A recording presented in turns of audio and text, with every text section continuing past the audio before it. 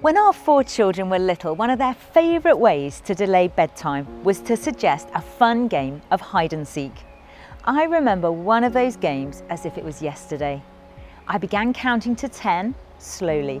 Then there was scurrying across the room, whispers and giggles and cries of "not yet," but eventually I shouted "coming!" and I began the search. Whilst the 3 older ones had run off to hide behind the curtains, under the table and against all family rules in the wardrobe, I was surprised to see that our youngest hadn't moved an inch.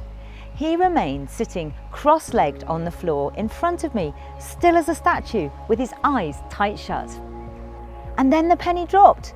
He thought that if he couldn't see me, then I couldn't see him either. He was invisible. And at that moment, who was I to suggest anything to the contrary?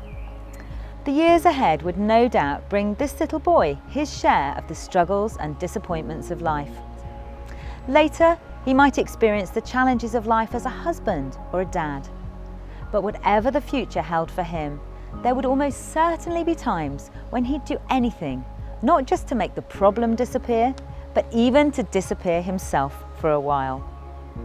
In our work at Care for the Family, we have the privilege of coming alongside families who are experiencing times of incredible difficulty and trauma. Whatever our family situation, there won't be many of us who at times wouldn't seize that chance just to be able to close our eyes, even for a minute, and to be invisible.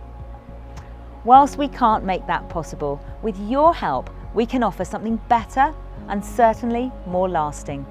We can reach out to give encouragement, support, and most of all, hope. I'm sure you know that just twice a year we ask our supporters for financial help, and this is one of those times. And I wonder whether you would consider sending us a gift to enable us to go on giving practical support and hope to the families in this nation.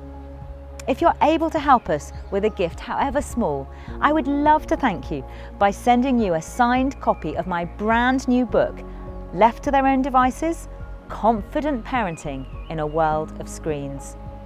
I wrote this book to help parents protect their children from the dangers, but also to help them make the most of all the digital world has to offer.